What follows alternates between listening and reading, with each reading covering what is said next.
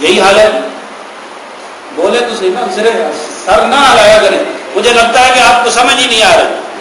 یعنی ہم لاکھ پتی ہیں, ہم نے لائٹنگ پہ لاکھوں پیسے لگا دیے ہیں, ہم نے باحیات پروگرام پر پیسے لگا دیے ہیں, لیکن ہمارا ناطخان یہ کہتا ہے دونوں ہاتھ اٹھا کے سینے کا زور لگا کے جس نے مدینے جانا ہے وہ سبحان اللہ کہے.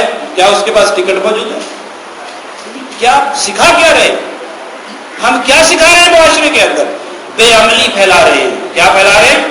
بے عملی پھیلا رہے ہیں. یہاں پھر حدیث پاک حضور صلی اللہ علیہ وسلم نے فرمایا, قربان جاؤں میں صاحب حضور صلی اللہ علیہ وسلم کی تربیت پر جو آپ نے صحابہ کی تھی.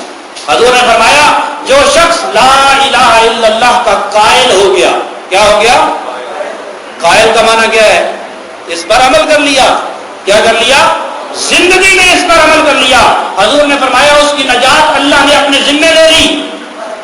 اس کی نجات اللہ نے اپنے ذمہ لے لی. اور حضور نے فرمایا جو شخص کہتا ہے سبحان اللہ و بحمدہ, اس کے نامہ اعمال میں 1,24,000 نیکیاں لکھ دی جاتی ہیں. اب یہ بات جب صحابہ نے سنی, یہ بات جب صحابہ نے, آپ سنتے رہتے ہیں نا یہ باتیں علماء سے, تو ایک صحابی اٹھ کر عرض کرنے لگا یا رسول اللہ صلی اللہ علیہ وسلم, جب اللہ کی حسنات کی سخاوت اتنی زیادہ ہے کہ سبحان اللہ و بحمدہ پر 1,24,000 نیکیاں, جس نے لا الہ الا اللہ کہا اس پر قائم رہا اس کی نجات اللہ کے ذمے, پھر ہمیں عذاب کیسے ہو سکتا ہے؟ اس کا مطلب ہے انسانیت کے ناطے سے یہ سوچ صحابہ کے ذہن میں بھی آ گئی. آئی تو سوال کیا نا, ہم اریسٹ کیسے ہو سکتے ہیں, ہم پر عذاب کیسے آ سکتا ہے, ہم جہنم میں کیسے جائیں گے جب اللہ کی اتنی سخاوت ہے حسنات کے بارے میں, نیکیوں کے بارے میں. تو میرے مصطفیٰ کریم صلی اللہ علیہ وسلم نے اس غلط فہمی کو دور کر دیا. وہی اس غلط فہمی کو دور کر دیا. یہ ہمارے دوست پوری حدیثیں نہیں سناتے, صرف ایک بات سنا کر چلے جاتے.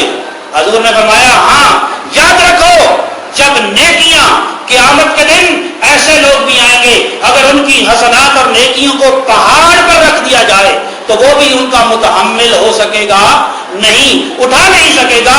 لیکن جب ان نیکیوں کا موازنہ اللہ کی نعمتوں سے کیا جائے گا تو وہ دھوئیں کی طرح اڑ جائیں گی, نیکیاں ختم ہو جائیں گی, ان کی کوئی حیثیت نہیں رہے گی. میں اس کی مثال یہ دیتا ہوں, ایک آنکھ کے بدلے میں ساری زندگی سبحان اللہ کہتے رہو, ایک آنکھ کی نعمت کا شکر ادا کر سکتے ہو؟ سبحان اللہ کہنا اور نیکی ہے, یاد رکھیں.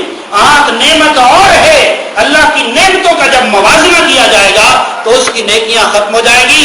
ہاں اللہ جس کو اپنے فضل اور رحمت سے بخش دے وہ بخش دے. تو یہ باتیں پوری بتانی چاہیے. تو میں عرض کر رہا تھا, پھر حضور نے فرمایا جو شخص کوئی برائی کرتا ہے پھر جتنے لوگ اس پر برائی کرتے ہیں ان کا گناہ بھی اسے ملتا رہے گا.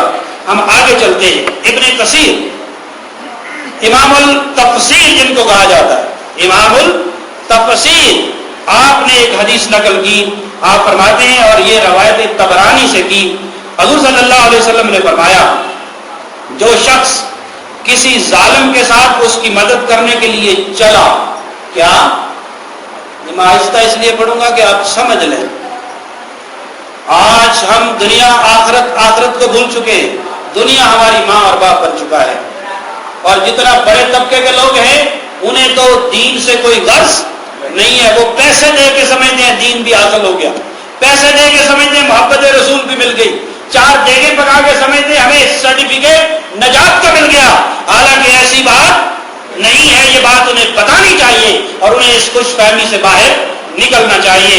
حضور صلی اللہ علیہ وسلم نے فرمایا جو شخص کسی ظالم کے ساتھ اس کی مدد کے لیے صرف چلا, اس کے ساتھ چلا اور وہ اسلام سے نکل گیا, وہ اسلام سے نکل گیا. یہ حدیث ہے اور صحیح حدیث ہے.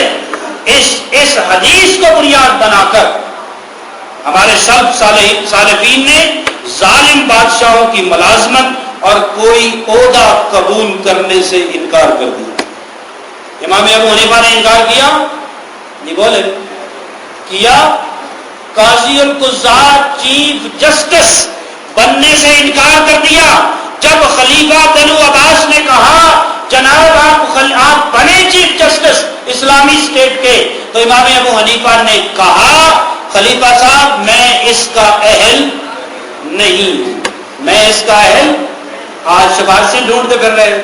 آج تو اپنی پسند کی وزارت نہ ملنے پر لوگ ناراض ہو جاتے ہیں، جہاں پیسہ کم ہو ناراض ہو جاتے ہیں، جہاں رشوت کم ہو ناراض ہو جاتے ہیں۔ اپنی پوسٹنگ اپنے ایریاز میں کرانے کے لیے خدا کی قسم لاکھوں روپے رشوت دی جاتی ہے، محکمے لینے کے لیے لاکھوں روپے رشوت دی جاتی ہے۔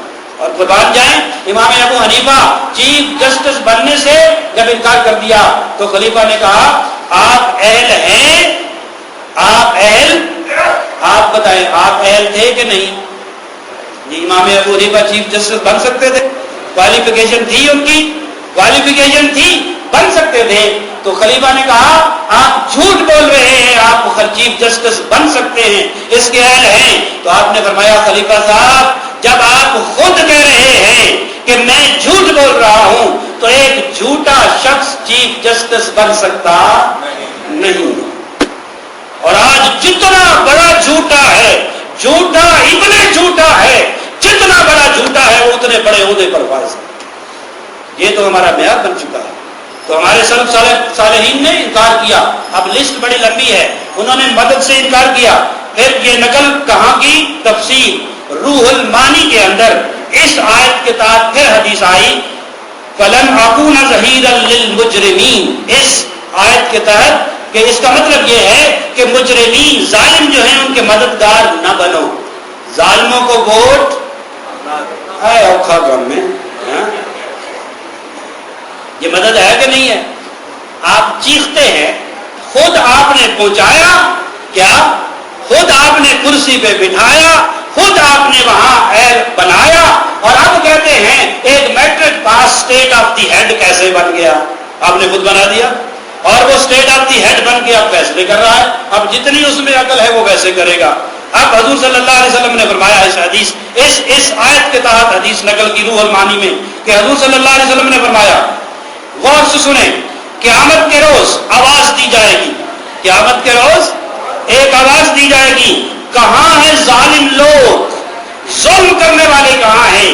جہاں تو بچ جاتے ہیں، جہاں بختر بند گاڑیوں میں آتے ہیں، جہاں انہیں ہار پہنائے جاتے ہیں، جہاں ان کو پروٹوکول دیا جاتا ہے، جہاں ان کے لیے ٹریفک بند کر دی جاتی ہے، جہاں ان کے لیے بلٹ پروف گاڑیاں مسلمانوں کے خون پسینے کی کمائی سے آتی ہیں، لیکن قیامت کے دن آواز دی جائے گی کہاں ہیں یہ ظالم؟ اور صرف ظالم نہیں، ان کے مددگار کہاں ہیں؟